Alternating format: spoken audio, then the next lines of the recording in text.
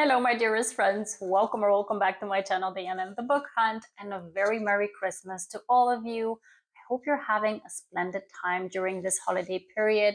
I hope you're spending it with your loved ones, that you're having the best of time, that you're having the most cozy vibes at home with good food, good company, with great hot beverages, blue wine and hot cocoa, and a good book with you.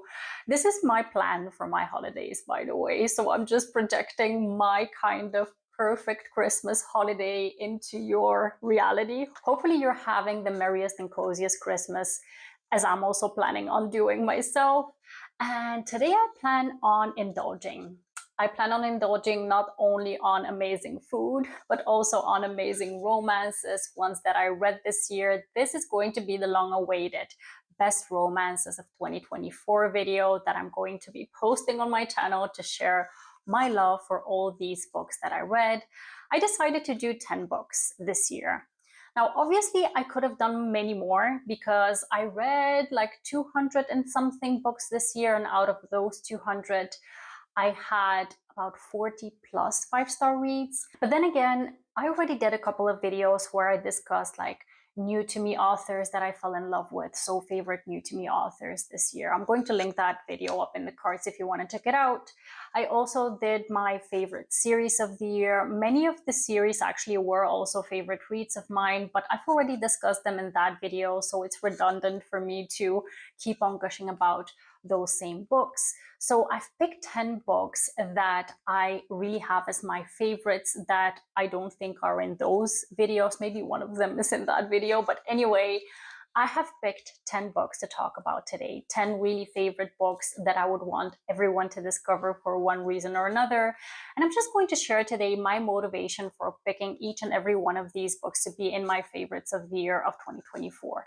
So without further ado, let's just go ahead and dive into the books. The first book on my list is Burnout by Rebecca Genshak. Now, let me tell you that I don't know if a lot of people would put this book on their favorites list because it's a sports romance, but I tend to love sports romances, especially if they are the kinds of sports romance that focuses on different kinds of sports, so not the run-of-the-mill like football or hockey or whatever kind of romance that is popular at that moment.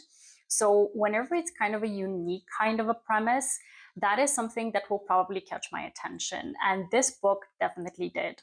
In this book, we've got a hero who is a motocross rider and a heroine who is a gymnast. And that already is kind of like a win-win situation for me because I love gymnastics. I also love motorsports. So the two of them were like a match made in heaven for me, especially because the premise was also so good. We've got a motocross rider who is in dire need of some help when it comes to developing his skills on a motorbike. He needs some acrobatics lessons, and who better to teach him than a gymnast? So this is already something that caught my attention before I even started reading the book. So I knew this from the premise of the book, so from the blurb. And then when I got into the story, I was feeling the tension between them. I was feeling how they're complete opposites of each other, but at the same time, because the author did such a good job of really fleshing out their characters and their backstories, we saw what kind of issues and conflicts the hero had. We saw what kind of fears and drivers the heroine had, and how the two of them eventually made sense for one another. Really, I had absolutely zero critiques for this book, and I just fell in love with their love story. I was completely engaged in the romance as well, and yeah, I just love this book, so it's definitely worth it of a top 10 spot. The next book I'm going to talk about, I've talked about a lot, but I'm going to mention it anyway. It's Role Playing by Kathy Yardley. I think that everyone deserves to pick up this book and to fall in love with these characters as much as I did. And this book has something unique, something special that we don't encounter too much in romances in general nowadays. And that is a hero and heroine who are in their later part of life. So they're not per se old characters, but they're in their 40s to start of their 50s. And that kind of a demographic group, again, I'm saying this, I'm like a broken record every time I talk about this book, but this demographic group is just not represented very well in the romance community. And there are so many people who would find themselves in these kinds of books. There's plenty of people who have gotten divorced and are at their stage of life where they've had a very serious relationship behind them that they need to work through to find love again, or maybe they have lost a loved one, or maybe they haven't yet encountered the love of their life and have kind of lost every kind of hope for finding love, but then they eventually do. And that's the kinds of love stories that we're looking for, right? We don't only want to see 20-year-olds and 30-year-olds get together. We also want to see that kind of a love story on page as well. And this is the kind of love story that I love to see. This one focuses on a hero and heroine who are both introverts. They're kind of recluses, and both of them don't know each other in real life. They know each other from an online gaming community, and eventually they meet offline as well. So they've already formed a friendship together. And then once they have kind of formed that friendship, that is when they start to develop feelings for each other as well. And I found this romance to be so cozy and so endearing and so emotional also, because the hero has certain very bad relationship trauma from his past. I found that this book was just perfect for the kind of reader that I am, and I really hope that more people discover it. The next book up is The Fake Out by Stephanie Archer. This is another sports romance that just ticked off all the right boxes for me. I think that the first thing that really left an impression on me was the hero. I just found that he was the swooniest kind of hero, and the banter between himself and the heroine was just spot on. I was so engaged with their love story, and I just felt like he was the most caregiving kind of a hero. He was all in favor of taking care of his heroine. We've got a situation here of a fake dating scenario where the hero is a pro hockey player and the heroine is part of their physician's team. So she's like a personal trainer at their team. And she has a bit of a problem because her ex is kind of wanting to get back together with her, but she has no interest at all. So she proposes that the hero and herself get together as a fake couple to kind of prove a point to her ex. And he obviously agrees because he has a thing for her. And the thing is, you know, again, sports romances tend to be not the favorite kinds of romances of most people because they kind of are more lighthearted, not as emotional as other kinds of stories. And I can completely get on board with that. But at the same time, I just was left feeling giddy when I was flipping through the pages of this book. And this is the kind of feeling that I want to have when I'm reading this kind of a story. So I wouldn't say per se that this is like a fluffy, light kind of a read, because we definitely sense that the heroine has certain kinds of problems with her family life, certain kinds of motivations that she wants to kind of grow within her future. And the hero is like, I want her to achieve those things. Like, I can throw all my money at her, but I know that it's not going to help her. So we need to figure out a way of how to get her to the point where she's going to be content with her life, with her lifestyle, and also with her family problems. So it's not the lightest kind of a fluffy read, but at the same time, it was very fun because, again, the hero and heroine had such fun banter together. So yeah, I can gush about this book a lot, but basically, again, when I was considering all the books, I was just thinking about which books made me feel good about being a woman, about a hero really taking care of his woman without kind of bulldozing through everyone and everything with his money and his wallet and whatever. This was exactly the kind of story that I love to see. The next book is Funny Story by Emily Henry. This book I found had a very great premise to it. Whenever we have an original premise that will have me remembering it for a long time to come, we can almost guarantee that that's going to be a favorite, right? Especially when it's executed as well as Emily Henry does, because again, she has some kind of a power within her writing because it's easy to flip through, it's very engaging, it's kind of emotional at times, kind of funny at times, and it just hits all the right boxes for me as a reader. I found that, the premise is the hero and heroine, they have a forced proximity situation because they become roommates. And how do they become roommates, you might ask? She got broken up with by her boyfriend because her boyfriend got together with the hero's girlfriend. So both of them are in the same boat, right? So both of them were broken up with, both of them are going through this heartbreak, and they have this forced proximity. So they kind of become friends first because they're roommates. And at the same time, both of them are working through their each individual kind of baggage that they need to get through to kind of get to their happily ever after. And I found that it was very relatable. It was very fun at times, sad at times, just all the right balance of all these kinds of emotions that will leave you wanting to know more about this couple. And I just loved it. The next story is one that I just recently finished, so it's like a late addition to my top 10. It's Quicksilver by Callie Hart. This is a romantasy book that was quite popular this year, and I typically have very much a love-hate relationship with hyped books.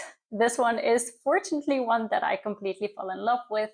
We've got a heroine who lives in this kind of a society that is put into castes, and she is in the kind of a caste where they have these horrible conditions that they live in. So they're in this drought and there is no water, and they really need to fight to get to some water. And she has taught herself all these skills to try to survive these harsh conditions. And she has a brother whom she feels very responsible for, so she wants to take care of her brother. And then one day she gets caught stealing a very kind of precious thing from one of the guards in this realm, and she gets caught and put into jail. And that is where she gets abused horribly. She's kind of almost dying from this abuse. And at that point, something really strange happens, something magical happens. So there is this guy who comes up through like this, let's say, portal hole kind of situation. He rescues her from the situation that she's in, and he brings her back to his realm, and that is a Fae realm. He needs her help because he explains to her that she is an alchemist that has not been found in very many years in their realm. And she is the kind of alchemist who can forge Quicksilver, this kind of entity, which is magical, into their, let's say, swords and all kinds of things that they can fight with. They essentially need an army. So she needs to help them build these kinds of weapons for their army. And in return, she gets to go back to her brother. So there's a lot of things that go on from there. And I just loved, first of all, the idea behind the story, the fact that she's an alchemist, that she has this kind of a skill that no one else possesses, the fact that there is this parallel realm where in one of the realms a lot of things are going on, and she desperately wants to get back so she can improve the situation that her people live in. At the same time, there is this horrible situation going on in the Fae world, and she feels kind of torn as to where she should be and who she should be helping, because she's starting to form relationships with the Fae as well. So there is this great found family aspect within it. There is this great conflict within the Fae realm as well. And I just found that, especially the ending as well, the kind of action-packed scenes that were thrown in the end, I loved every single bit of it, and I really, really highly enjoyed it. And I cannot wait for the next book next year. So yeah, this one definitely deserves a spot in the top 10 for me. Now, the next book is Not Another Love Song by Julie Soto. I love this book. I really love this book, and I love Julie Soto's writing. I already loved it last year with Forget Me Not, but this one, I was really hoping it would match the first book that I read by this author, and it definitely did, because it's, again, a very unique kind of a setup. We've got a hero and heroine who are both classically trained musicians, and both of them are part of the same orchestra, but he is kind of the star of the orchestra while she's kind of in the background.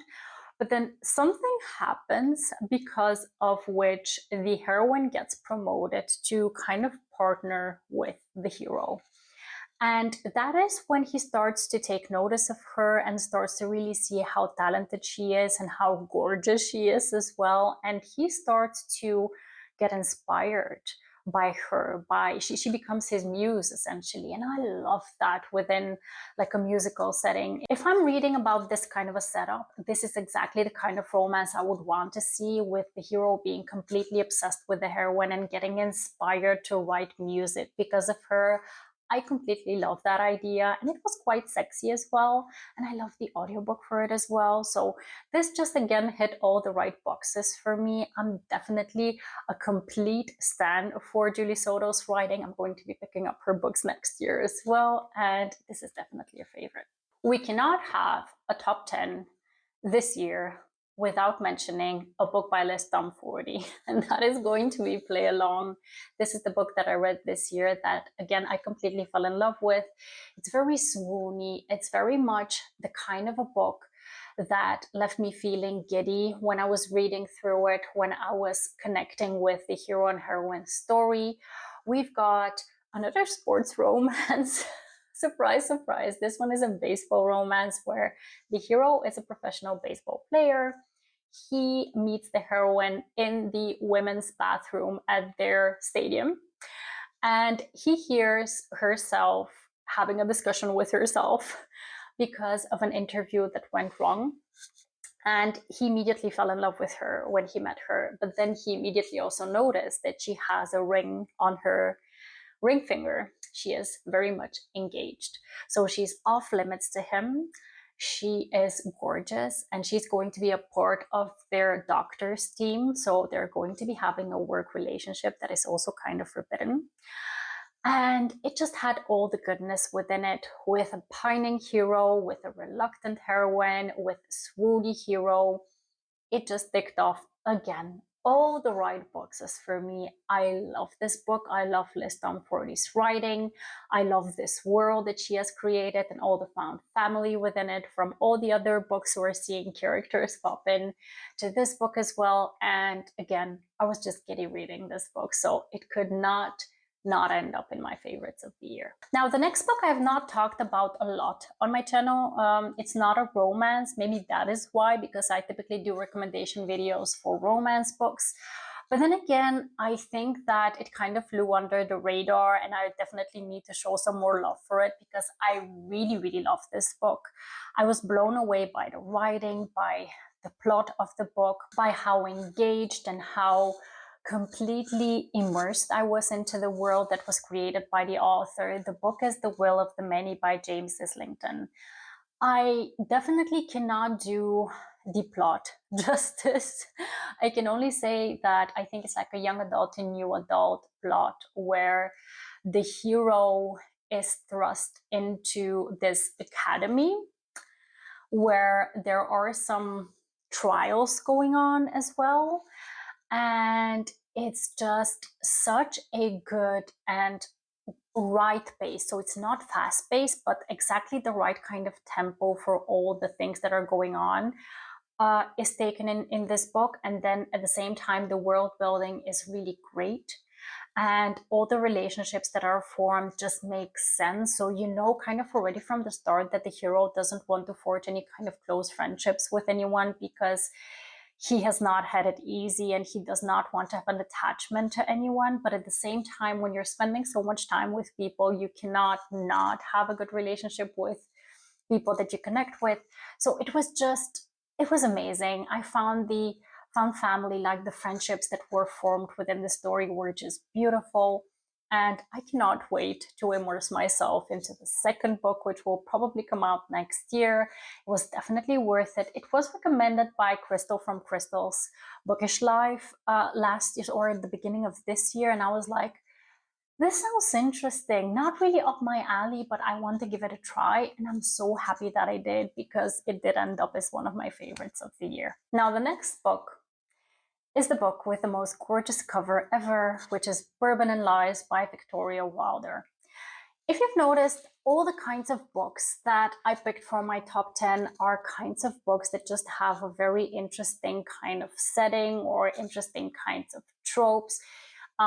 This one has that especially because it has a romantic suspense plot with a heroine who is in kind of witness protection. She gets brought to this Kentucky ranch of this bourbon making family, the Fox brothers. And she needs to lay low there because she was mixed up in a scenario involving a serial killer. And she falls in love with a guy, one of the Fox brothers, who has had a very difficult past because he lost a loved one. He lost someone he loved very much. He used to be a cop, but then after whatever happened, he left the force and he started working for his bourbon making company. I love the setting of the book, the romantic suspense, the found family again. We've got a small town where everyone knows everyone is helping everyone, and you just get this perfect sense of balance of the small town vibes with the romantic suspense, with the tension between the heroine and the hero, with the great backstories that are portrayed for both the hero and the heroine. You get enough time with the other brothers so that you can get intrigued about their stories as well. And it was just the perfect balance of goodness within a bundle of a book. And I just loved every single bit of it. And I'm currently in the middle of reading the second book because it came out this month, and I cannot wait to finish that one as well. It's just feeling as good as the first one. And yeah, it was a great find this year. Now, I don't think anyone will be surprised by my number one read of the year. I have to say, by the way, that most of the books that I mentioned, you can kind of jumble them up when it comes to number 10, number 9, number 8, or whatever. But the one that I'm going to mention right now is definitely my favorite read of the year. And that is Just for the Summer by Abby Jimenez. This book is the perfect kind of book for me. That is because it has a great plot. Again, a very interesting and unique kind of a plot. The hero and heroine meet online through Reddit, a Reddit post. Both of them believe to be cursed when it comes to their love life, and they believe that they can cancel the curse out if they start dating each other. So the two of them kind of start dating with the idea that they're not going to stay together really, but really are going to date just for the sake of breaking the curse. But when they meet each other, especially the hero, he's completely head over heels for the heroine. But the thing is, it's not just as easy as it can be, right? Because the hero has his own kind of conflicts within his life. The heroine also she's kind of a very reluctant kind of a heroine because of her home life with her parents. And I just loved so many things about this book. Again, the premise, the writing, the connection between the hero and heroine. The hero was the swooniest hero ever because when they started dating, he was so considerate of the heroine. He started sending her these questionnaires to kind of ask her, what is your perfect date, so that he can take that into consideration to plan out the dates that he has with her. And then once they did have a date, he sent her like an exit interview of how did I do on this date. And I just love that. I've never seen that in a book. And the audiobook for this one was just so good. And there's just so many amazing things to mention about this book, like the conflicts in the end. It just made sense, everything that happened. Like, you know, if there is a third act breakup or conflict, I would want for it to make sense. And in this book, it just made sense. Everything was perfect within this book. Simply perfect. I loved every single bit of it. And I would recommend for anyone who hasn't read this book to really pick it up. It's definitely worth it. All right, my friends, these were all my favorite books of the year. So the 10 books that really left an impression on me because they were either unique or they were swoony or they left me feeling giddy or I was just so engaged and immersed in them that I did not want to depart from the world that I was living in when I was reading these books. And they just all left kind of an imprint on me that I want to take with me. And I seriously hope that if you have not read any of these books, that you're going to give them a try. You're going to consider adding them to your TBR. And also, please let me know what your favorite books of the year were. Were there any books that were not on my radar so I can add them to my TBR? And that is it for me today. I hope you're having a wonderful Christmas holiday again. And please don't forget to subscribe. And I'll see you in the next one. Have a wonderful, marvelous day. Happy reading. Take care and bye-bye.